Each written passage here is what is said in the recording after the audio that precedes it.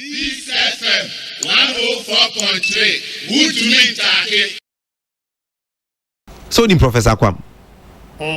I manso MP. MP. Our MPP new. Joseph Albert Kwam. Rather. Abudino Kwam and I made MPP new. I interview say. And naya nana menewo kase. So we ban the constituency Manso Kwanta. China for the why Galamsey headquarters.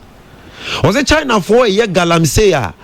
They have had protocols about say field day just almost ya say obi akran form to anu mutu sa ene ya na do si okweti Galamsey we twa Ghana sika titiri die opepepe ni akire so de kweti anu MPP member of parliament in Pripia ye kase Galamsey fo dane Manso Kwanta Beijing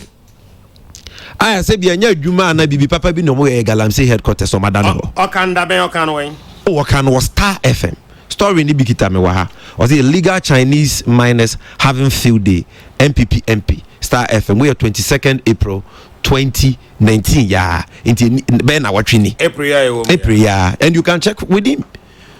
so impempria ye ka say yo wa wo fa say John na de no kra de na me de too much Penya ohwe o my Ghana yakwaye so Chief Executive Officer for Forestry Commission no man penyi kona krana waba bonte abeka kire nse o man penyi akufu ado na ban we mu penyufo bebre wo mu a omo de omo pa bonte nchemfie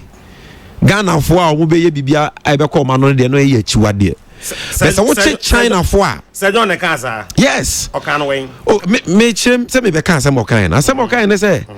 se oye bre no te China for mo ye Galamsey a na Ghana mpenyufo bi omo wona na do aban we mu awurawura mu akujai China for no aboa sama sa China for na san so aba yakwaye mbiem ese yakwaye so wonim se wa wo fa se John no so nche na wasem bae na nanu matena konwa wo amanse mpatamu ho a ho na kobro